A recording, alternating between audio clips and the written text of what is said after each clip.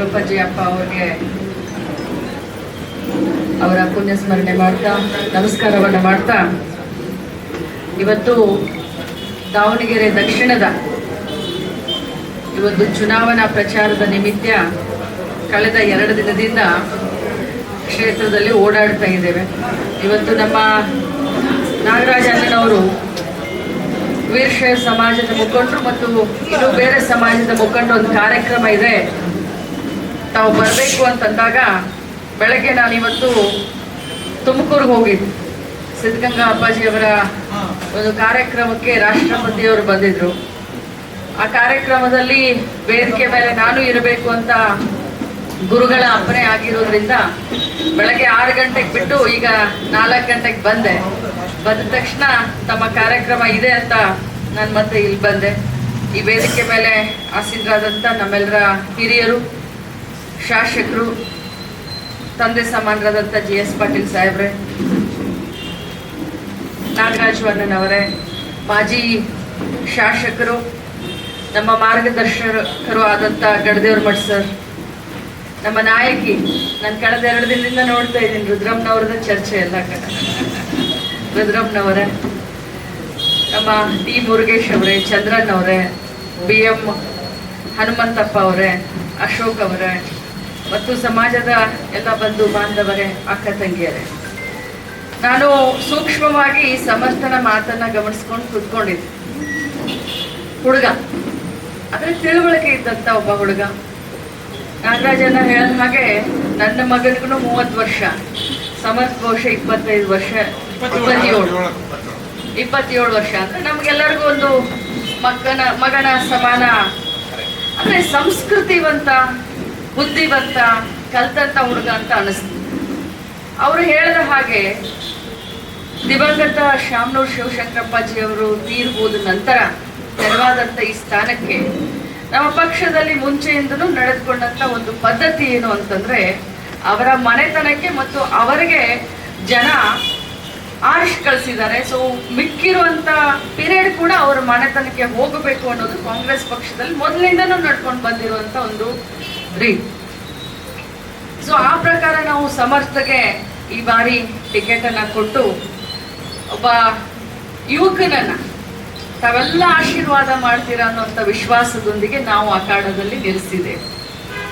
ಆದ್ರೆ ಬಂಧುಗಳೇ, ಯಾವುದೇ ಇಲೆಕ್ಷನ್ ಇರಲಿ, ಅದು ಗ್ರಾಮ ಪಂಚಾಯತಿ ಎಲೆಕ್ಷನ್ ಇರಲಿ, ಪಾರ್ಲಿಮೆಂಟ್ ಎಲೆಕ್ಷನ್ ಇರಲಿ, ಅದನ್ನ ನಾವು ಹಗುರಾಗಿ ತಗೊಳ್ಳಕ್ಕೆ ಸಾಧ್ಯ ಇಲ್ಲ. ಇವತ್ತು ಕಳೆದ 2 ದಿನದಿಂದ ನಾನು ಈ ಭಾಗದಲ್ಲಿ ಓಡಾಡುವಂತ ಸಂದರ್ಭದಲ್ಲಿ ನಮಗೆ ಎಲ್ಲಿ ಹೋಗ್ತೀವಿ ಅಲ್ಲಿ ಸಮರ್ಥನೆಗೆ ಅಭೂತಪೂರ್ಣವಾದಂತ ಸಹಕಾರ ಮತ್ತು ಬೆಂಬಲ ವ್ಯಕ್ತ ಆಗ್ತಾ ಇದೆ. ಇದ್ರ ಅರ್ಥ ನಾವೆಲ್ಲರೂ ಇಲ್ಲಿ ಈಗಲೇ ಗೆದ್ದಿದ್ದೀವಿ ಅಂತ ಅಲ್ಲ, ಆದ್ರೆ ನಾವು 9ನೇ ತಾರೀಕು ಸಾಯಂಕಾಲ 5 ಗಂಟೆವರೆಗೂ ನಿಮ್ಮ ಜವಾಬ್ದಾರಿ ಇದೆ. ನಾವು ಬಹಳಷ್ಟು ಜವಾಬ್ದಾರಿಯ ಸ್ಥಾನದಲ್ಲಿ ನಿಂತ್ಕೊಂಡು, ಇವತ್ತು ಕೆಲಸ ಮಾಡುವಂತ ಸ್ಥಾನದಲ್ಲಿ ನಿಂತ್ಕೊಂಡು ಕಾಂಗ್ರೆಸ್ ಪಕ್ಷಕ್ಕೇನೆ ಯಾಕೆ ನಾವು ವೋಟ್ ಕೇಳಬೇಕು ಅನ್ನೋದಕ್ಕೆ GS ಪಾಟೀಲ್ ಅವರು ಬಹಳಷ್ಟು ವಿಚಾರಗಳನ್ನ ತಮ್ಮ ಎದುರುಗಡೆ ಇಟ್ಟಿದ್ದಾರೆ. ಬಹಳಷ್ಟು ಆಕಾಂಕ್ಷಿಗಳು ಇದ್ರು ಈ ಒಂದು ಟಿಕೆಟ್ ಅನ್ನ ಹಂಚುವಂತ ಸಂದರ್ಭದಲ್ಲಿ. ಸ್ಟಾರ್ಟಿಂಗ್ ಮಾಧ್ಯಮದವರು ಕೂಡ ಬಹಳಷ್ಟು ಗೊಂದಲವನ್ನ, ಯಾಕಂದ್ರೆ ನಾವೆಲ್ಲ ಬೆಂಗಳೂರಿನಲ್ಲಿ, ಬೆಳಗಾಂದಲ್ಲಿ ಕುತ್ಕೊಂಡು ನೋಡಿದಂತ ಸಂದರ್ಭದಲ್ಲಿ ಏನಪ್ಪ ಶಾಮನೂರು ಶಿವಶಂಕರಪ್ಪ ಸಾಹೇಬರಾಗ್ಲಿ ಅಥವಾ ಅವರ ಸುಪುತ್ರ ಮಲ್ಲಿಕಾರ್ಜುನ ಅಣ್ಣ ಅವರಾಗ್ಲಿ ಬಹಳಷ್ಟು ಒಂದು ಕೆಲಸವನ್ನ, ಅಭಿವೃದ್ಧಿ ಕೆಲಸವನ್ನ ಮಾಡಿದ್ದಾರೆ, ಇಷ್ಟೊಂದು ಅವ್ರಿಗೆ ವಿರೋಧ ಇದೆಯಾ ಅಂತ ಹೇಳಿ ನಮಗೆ ಒಮ್ಮೊಮ್ಮೆ ಜಿಜ್ಞಾಸನೆ ಆಗ್ತಾ ಇತ್ತು. ಆದ್ರೆ ಅದು ಮಾಧ್ಯಮದಲ್ಲಿ ಬರ್ತಾ ಇರೋದು ಎಲ್ಲ ಮಾಧ್ಯಮದ ಸೃಷ್ಟಿ ಅನ್ನೋದು ನಮಗೆ ಇಲ್ಲಿ ಬಂದ ಮೇಲೆ ಗೊತ್ತಾಯ್ತು. ನಾನು ನಿನ್ನೆ ಸಂಪೂರ್ಣವಾಗಿ ಮೈನಾರಿಟಿ ಸಮಾಜದ ಒಂದು ಭಾಗದಲ್ಲಿ ಓಡಾಡ್ತಾ ಇರಬೇಕಾದ್ರೆ ಎಲ್ಲ ಬಾಂಧವರು ಕೂಡ ಒಕ್ಕೂರಿನಿಂದ ಸಮರ್ಥೆಗೆ ನಾವು ಸಹಾಯ ಮಾಡ್ತೀವಿ. ಯಾಕಂದ್ರೆ ಶಾಮನೂರು ಶಿವಶಂಕರಪ್ಪ ಅವರು ಮಾಡಿದಂತ ಸೇವೆ ಏನಿದೆ ಅಲ್ಲ, ಅದು ಬಹಳ ದೊಡ್ಡ ಸೇವೆ. ನಾವಿವತ್ತು ನೆನೆಸಬಹುದು ಅವ್ರ ಕ್ಷೇತ್ರದಲ್ಲಿ ಮಾಡೋದು ದೊಡ್ಡದಲ್ಲ. ಈಗ ನಾನು ಬೆಳಗಾವಿ ಗ್ರಾಮೀಣದಲ್ಲಿ ನಾನು ಮಾಡೋದು ನನ್ನ ದೊಡ್ಡದಲ್ಲ, ಅದು ನನ್ನ ಕರ್ತವ್ಯ. ಹಾಗೆ ಶಾಮನೂರು ಅಪ್ಪಾಜಿ ಅವರ ಕರ್ತವ್ಯ ಅವ್ರು ಮಾಡಿದ್ದಾರೆ. ಬಟ್ ಇದನ್ನ ಬಿಟ್ಟು ನಮ್ಮ ಪಕ್ಷಕ್ಕೆ ಮಾಡಿದಂತ ಶಾಮನೂರು ಶಿವಶಂಕರಪ್ಪಾಜಿ ಅವರ ಸೇವೆಯನ್ನ ಕಾಂಗ್ರೆಸ್ ಪಕ್ಷ ಯಾವತ್ತೂ ಮರೀಲಿಕ್ಕೆ ಸಾಧ್ಯ ಇಲ್ಲ. ಆ ಸೇವೆ ಅದು ರಾಜಕೀಯವಾಗಿ, ಆದರೆ ಸಾಮಾಜಿಕವಾಗಿ ನಮ್ಮ ಬೆಳಗಾವಿ ಜಿಲ್ಲೆಯಲ್ಲಿ ಅವರು 2-3 ದೊಡ್ಡ ದೊಡ್ಡ ದೇವಸ್ಥಾನವನ್ನ, ಮಠ ಮಂದಿರಗಳನ್ನ ಕಟ್ಟಿಸ್ಲಿಕ್ಕೆ ಅವರು ಹೃದಯ ಶ್ರೀಮಂತಿಕೆ ಅಂತ ಹೇಳಿದ್ರೆ ಅದು ಶಾಮನೂರು ಶಿವಶಂಕರಪ್ಪ ಅಂತ ತಪ್ಪಾಗ್ಲಿಕ್ಕಿಲ್ಲ. ಯಾಕಂದ್ರೆ ನನಗೆ ಗೊತ್ತಿರೋ ಹಾಗೆ ಬೆಳಗಾವಿನಲ್ಲಿ 2 ದೊಡ್ಡ ದೇವಸ್ಥಾನಕ್ಕೆ, ನಮ್ಮ ಜಿಲ್ಲೆಯಲ್ಲಿ 2 ದೊಡ್ಡ ದೇವಸ್ಥಾನಕ್ಕೆ 2 ಮಠಕ್ಕೆ ಬಹಳಷ್ಟು ಕೊಡುಗೆಯನ್ನು ಕೊಟ್ಟಿದ್ದಾರೆ. ಇಲೆಕ್ಷನ್ ಸಂದರ್ಭ ಆ ವಿಚಾರವನ್ನ ನಾನು ಜಾಸ್ತಿ ಹೇಳಲಿಕ್ಕೆ ಆಗೋದಿಲ್ಲ. ನಾನು ಯಾಕೆ ಈ ಮಾತನ್ನ ಹೇಳ್ತಾ ಇದ್ದೀನಿ ಅಂತಂದ್ರೆ, ಅವರ ಕುಟುಂಬದ ಒಬ್ಬ ಕುಡಿ 2 ವರ್ಷ ಇನ್ನ ಅವನಿಗೆ ಅವಕಾಶ ಕೊಟ್ಟು ನೋಡಿ ಸಮರ್ಪಕವಾಗಿ ಕೆಲಸ ಮಾಡ್ತಾನೆ. ನೀವೆಲ್ಲರೂ ಹೇಳ್ತಾ ಇದ್ರೆ ಅವ್ರ ತಾಯಿ ಗೆಲ್ಬೇಕಾದ್ರೆ ಚಪ್ಪಲಿಯನ್ನ ಹಾಕಲಿಲ್ಲ, ಈಗ ತಾನು ಕೂಡ ಗೆಲ್ಲಬೇಕು ಅಂತ ಹೇಳಿ ಚಪ್ಪಲಿ ಹಾಕ್ತಾ ಇಲ್ಲ. ನಾನು ಈ ಆಂಗಲ್ನಲ್ಲಿ ನೋಡ್ತೀನಿ, ಇದೊಂದು ಸೇವೆ ಅಂತಂದ್ರೆ ಇದು ಸುಮ್ಮನೆ ನಮ್ಗೆ ಬೆಳ್ಳಿ ತಟ್ಟೆಯಲ್ಲಿ ಶಾಮನೂರ್ ಅವ್ರ ಮಗ ಇದ್ದಾನೆ ಮೊಮ್ಮಗ ಇದ್ದಾನೆ ಅಂತ ಬೆಳ್ಳಿ ತಟ್ಟೆಯಲ್ಲಿ ಚಿನ್ನದ ಸ್ಪೂನ್ನಿಂದ ಬರೋದಿಲ್ಲ. ಅದಕ್ಕೆ ನಾವು ಗಂಧದ ಕಟ್ಟಿಗೆ ಹಾಗೆ ತೈದಾಗ ಮಾತ್ರ ಜನರು ನಮಗೆ ಸಂಬಂಧದಲ್ಲಿ ಸ್ಥಾನ ಕೊಡ್ತಾರೆ. ಆ ಪರೀಕ್ಷೆಯಲ್ಲಿ ಆ ಹುಡುಗ ಪಾಸ್ ಆಗ್ತಾನೆ ಅನ್ನುವಂಥ ವಿಶ್ವಾಸ, ನಿಮ್ಮ ಮುಖಗಳ ಭಾವನೆಯನ್ನು ನೋಡಿದ್ರೆ ಅವನು ಬಂದಾಗ ಎಲ್ಲರೂ ಕೂಡ ಚೇರ್ ಮೇಲೆ ಕೂರ್ಲಿಕ್ಕೆ ತಾವು ಸಾಧ್ಯ ಇರ್ತಿರ್ಲಿಲ್ಲ. ಎಲ್ಲರೂ ಕೂಡ ಆ ಮಗನ ಆಶೀರ್ವಾದ ಮಾಡಬೇಕು ಅಂತ ಕೂತ್ಕೊಳ್ಳಕ್ ನೀವು ತಾವೆಲ್ಲ ತಯಾರಿರ್ಲಿಲ್ಲ. ಸೊ ಒಂಥರ ಎಲ್ಲರೂ ಎಕ್ಸೈಟ್ಮೆಂಟ್ನಲ್ಲಿ ಇದ್ದೀರಾ. ಹೊಸ ಹುರುಪು, ಯುವಕರ ಕ್ರಿಯೇಟಿವಿಟಿ ನಮ್ಮ ರಾಜಕಾರಣದಲ್ಲೂ ಇವತ್ತು ಬೇಕು. ಹಿರಿಯರ ಮಾರ್ಗದರ್ಶನ ಅತ್ಯಂತ ಅವಶ್ಯಕ. ಇವತ್ತು ನಾವು ಹಿರಿಯರು ಅನಿಸ್ಕೊಳ್ಳೋದಿಲ್ಲ, ನಾನು ಇವತ್ತಿಂತ ಕೂಡ ಅನಿಸ್ಕೊಳ್ಳೋದಿಲ್ಲ. ನಾನು ಮಧ್ಯಭಾಗದಲ್ಲಿ ನಿಂತ್ಕೊಂಡಿದ್ದೀನಿ. ಆದರೆ ನಮ್ಮ ಸಮಾಜಕ್ಕೆ ಯಾಕಂತಂದ್ರೆ ಮುಂದೆ ಇವರೆಲ್ಲ ದಾರಿಯನ್ನ ತೋರಿಸ್ಬೇಕಾಗುತ್ತೆ. ಸೊ ಹೀಗಾಗಿ ವೀರಶೈವ ಲಿಂಗಾಯತ ಸಮಾಜದ ಯುವಕರು ಕೂಡ ರಾಜಕಾರಣದಲ್ಲಿ ಈಗಲಿಂದ ಬರಬೇಕು. ಯಾಕಂತಂದ್ರೆ ನಿಮ್ಮ ಧ್ವನಿಯನ್ನ ವಿಧಾನಸೌಧವರೆಗೆ ಮುಟ್ಟಿಸುವಂತ ಜವಾಬ್ದಾರಿಯನ್ನ ನಮ್ಮ ಸಮಾಜದ ಮಕ್ಕಳು ತೆಗೆದುಕೊಳ್ಬೇಕು. ಈಗ ಅವನು 27 ವರ್ಷ ಇರ್ಬೋದು, ಬಟ್ ಇನ್ನು 10 ವರ್ಷಕ್ಕೆ ಒಬ್ಬ ಸಮರ್ಥ ನಾಯಕತ್ವವನ್ನ ಹೊಂದಿದಂತ ಗುಣದವನು ಆಗಿದ್ದಾನೆ, ಕಲ್ತಿದ್ದಾನೆ. ನಿಮ್ಮ ಸೇವೆಯನ್ನ ಮಾಡಬೇಕು. ಒಂದು ಆಡು ಭಾಷೆಯಲ್ಲಿ ಅವನು ಭಾಷಣ ಮಾಡೋದು ನಾನು ನೋಡ್ತಾ ಇದ್ದೆ. ಅಂದ್ರೆ ತನ್ನತನವನ್ನ, ತನ್ನ ಸಂಸ್ಕೃತಿಯನ್ನ ಬಿಡುವಂತ ಹುಡುಗ ಅಲ್ಲ. ತನ್ನ ಜನ, ತಂದೆ ತಾಯಿ ಸ್ಥಾನದಲ್ಲಿ ನೀವಿದ್ದೀರಿ. ನನಗೆ ಯಾವತ್ತೂ ಕೂಡ ದುಃಖದ ಭಾವನೆ ಬರಲಿಲ್ಲ. ಯಾಕಂತಂದ್ರೆ ಹುಟ್ಟಿದಾಗಿನಿಂದ ಕೂಡ ನಾನು ಕಂಫರ್ಟ್ ಝೋನ್ನಲ್ಲಿ, ಮನೆ ಒಳಗಡೆ ಆಗಲಿ ಮನೆ ಹೊರಗಡೆ ಆಗಲಿ, ನನ್ನ ಆ ಭಾವನೆಯಿಂದ ಈ ಭಾಗದ ಜನ ನೋಡಿದ್ದಾರೆ ಅಂತ ಹೇಳಿ ನನ್ನ ಮನದಾದ ಮಾತನ್ನ ಹೇಳ್ತಾ ಇದ್ದ. ನಿಜವಾಗ್ಲೂ ಹೇಳ್ತೀನಿ, 2 ವರ್ಷ ಅವಕಾಶ ಕೊಡಿ. ನನಗಂದ್ರೂ ವೋಟ್ ಇಲ್ಲ, ಇಲ್ಲಿ ನಾನು ಹಾಕಬೇಕು ಅಂತ ಅಂದ್ರೂ ಕೂಡ ದಾವಣಗೆರೆ ದಕ್ಷಿಣದಲ್ಲಿ ನಾನು ವೋಟ್ ಇಲ್ಲ. ಅವನಿಗೆ ಆಶೀರ್ವಾದ ನಾನು ಮಾಡಬಹುದು, ಆದರೆ ನಿಜವಾದ ಆಶೀರ್ವಾದ ಬಟನ್ ಒತ್ತುವಂತಂದ್ರೆ ನೀವು ಮಾಡಿ. ಒಂದು ಅವಕಾಶ ಕೊಡಿ, ನಿಮ್ಮ ಮನೆ ಮಗನ ಅಂತ ತಿಳ್ಕೊಂಡೊಂದು ಅವಕಾಶ ಕೊಡಿ. 2 ವರ್ಷ ಅವನ ಕಾರ್ಯವೈಖರಿಯನ್ನ, ಅವನು ಯಾವ ರೀತಿ ಕಾರ್ಯ ಮಾಡ್ತಾನೆ, ಯಾವ ರೀತಿ ಜನರು ಒಡನಾಟದಲ್ಲಿ ಇರ್ತಾನೆ, ಇದೇ ರೀತಿ ಇರ್ತಾನ, ಚೇಂಜ್ ಆಗ್ತಾನ ಗೊತ್ತಾಗೇ ಬಿಡುತ್ತೆ. ಸೊ ಬಂಧುಗಳೇ, ಇದು 5 ವರ್ಷಕ್ಕೆ ಚುನಾವಣೆಯಲ್ಲಿ ಶಾಮನೂರು ಶಿವಶಂಕರಪ್ಪ ಅವ್ರನ್ನ ಗೆಲ್ಸಿದ್ರಿ.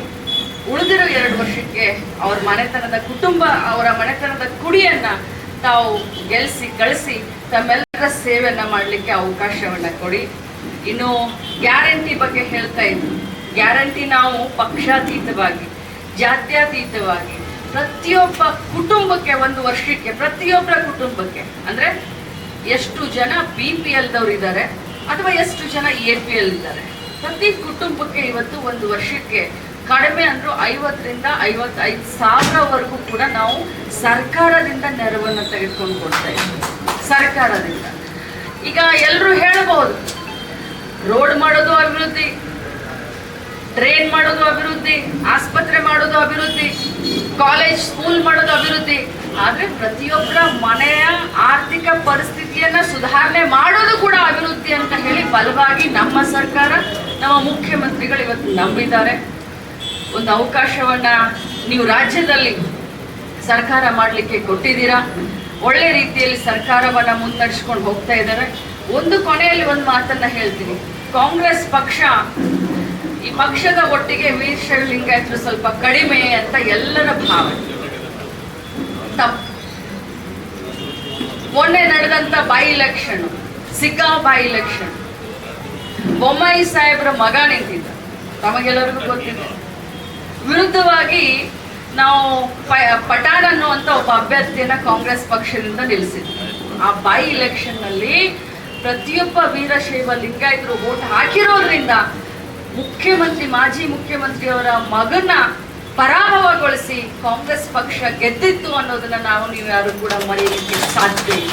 ಇವತ್ತು ಕಾಂಗ್ರೆಸ್ ಪಕ್ಷ ಕೂಡ ವೀರಶೈವರ ಜೊತೆ ಇದೆ, ವೀರಶೈವ ಸಮಾಜ ಕೂಡ ಕಾಂಗ್ರೆಸ್ ಪಕ್ಷದ ಜೊತೆ ಇದೆ.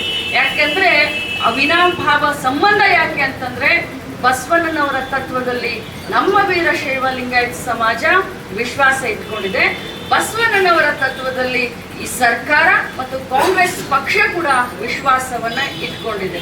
ಬಹಳಷ್ಟು ಮ್ಯಾಚ್ ಆಗುತ್ತೆ. ಬಂಧುಗಳೇ, ಜಾಸ್ತಿ ಮಾತನಾಡೋದ್ರ ಅರ್ಥ ಇಲ್ಲ. ಎಲ್ಲರೂ ಹಿರಿಯರು ಬಂದಿದ್ದೀರಾ, ಸಮಾಜದ ಪ್ರತಿಯೊಬ್ಬರು ಹಿರಿಯರು ಬಂದಿದ್ದೀರಾ. ಬರೀ ಈ ಕಾರ್ಯಕ್ರಮಕ್ಕಷ್ಟೇ ಅಲ್ಲ, ನಾಗರಾಜಣ್ಣನವ್ರಿಗೆ ನಾನು ವಿಶೇಷವಾಗಿ ಧನ್ಯವಾದವನ್ನ ಹೇಳ್ತೇನೆ. ಈ ಒಂದು ಸಂದರ್ಭದಲ್ಲಿ ತಮ್ಮನ್ನೆಲ್ಲರನ್ನು ಸೇರಿಸಿ ಸಮರ್ಥನಿಗೆ ಆಶೀರ್ವಾದ ಮಾಡಲಿಕ್ಕೆ ತಮ್ಮನ್ನೆಲ್ಲರನ್ನು ಕರೆದಿದ್ದಾರೆ. 9 ದಿನ ಯಾರಾದರೂ ಹೊರಗಡೆ ಇದ್ರೆ, ತಮ್ಮ ಸಂಬಂಧಿಕರು, ತಮ್ಮ ಗೆಳೆಯರು, ಯಾರಾದರೂ ಪರಿಚಯದವರು ಈ ಒಂದು ಕ್ಷೇತ್ರ ಬಿಟ್ಟು ಹೊರಗಡೆ ಇದ್ರೆ, ಅಂಥವರ ಮತದಾನ ಏನಾದರೂ ಈ ಕ್ಷೇತ್ರದಲ್ಲಿದ್ರೆ ಅವ್ರನ್ನೂ ಕೂಡ ಕರೆಸುವಂತ ಪ್ರಯತ್ನ ಮಾಡಿ. 2 ಫೋನ್ ಮಾಡಿದ್ರೆ ಖಂಡಿತವಾಗ್ಲೂ ಅವರು ಕೂಡ ಬರ್ತಾರೆ. ನೀವು ಮಾಡುವಂತ ಒಂದು ಆಶೀರ್ವಾದ ಏನಂತಂದ್ರೆ ಹೊರಗಡೆಯವ್ರನ್ನೂ ಕರೆಸಿ, ಸಂಬಂಧಿಕರನ್ನು ಕರೆಸಿ, ಮನೆಯಲ್ಲಿ ಒಂದು ಓಟು ಕೂಡ ಇರದ ಹಾಗೆ 9ನೇ ತಾರೀಕು 5 ಗಂಟೆವರೆಗೂ ತಾವು ಕೆಲಸ ಮಾಡಿ 3ನೇ ನಂಬರ್ ಬಟನ್ ಅದು ಬಹಳ ಮುಖ್ಯ. ನಾವೆಲ್ಲ ಭಾಷಣ ಮಾಡ್ತೀವಿ, ಎಲ್ಲರಿಗೂ ಹೇಳ್ತೀವಿ, ಆದ್ರೆ 3ನೇ ನಂಬರ್ ಬಟನ್ ಅನ್ನೋದನ್ನ ನಾವು ಹೇಳೋದಿಲ್ಲ. ಸೊ ಹಿಂಗಾಗಿ ಆ 3 ನಂಬರ್ ಬಟನು ಬ್ರಹ್ಮ ವಿಷ್ಣು ಮಹೇಶ್ವರ 3 ಅಂಕಿ ತ್ರಿಶೂಲ ಅನ್ನೋದನ್ನ ನಾವು ಯಾರು ಕೂಡ ಮರಿಬಾರ್ದು. ಸ್ಪೆಷಲಿ ವಯಸ್ಸಾದವ್ರಿಗೆ, ಮಹಿಳೆಯರಿಗೆ ಈ 3ನೇ ನಂಬರ್ಗೆ ಆಶೀರ್ವಾದ ಮಾಡಿ ಅಂತ ಹೇಳ್ತಾ ಇವತ್ತು ತಮ್ಮನ್ನೆಲ್ಲರನ್ನು ಭೇಟಿಯಾಗುವಂತ ಒಂದು ಸುಸಂದರ್ಭ. ಇದನ್ನ ಏರ್ಪಾಡು ಮಾಡಿದಂತ ಅಣ್ಣನಿಗೆ ತಮ್ಮೆಲ್ಲರಿಗೂ ಕೂಡ ವಂದಿಸಿ ಮುಂಬರುವಂತ ವಿಜಯೋತ್ಸವದಲ್ಲಿ ಸಮರ್ಥ ತಮ್ಮ ಆಶೀರ್ವಾದದಿಂದ ಗೆಲ್ತಾನೆ. ವಿಜಯೋತ್ಸವದಲ್ಲಿ ಮತ್ತೆ ತಮ್ಮನ್ನೆಲ್ಲರನ್ನು ಭೇಟಿಯಾಗ್ತೀನಿ ಅಂತ ಹೇಳಿ ನನ್ನ ಮಾತನ್ನು ಮುಗಿಸ್ತೀನಿ. ನಮಸ್ಕಾರ.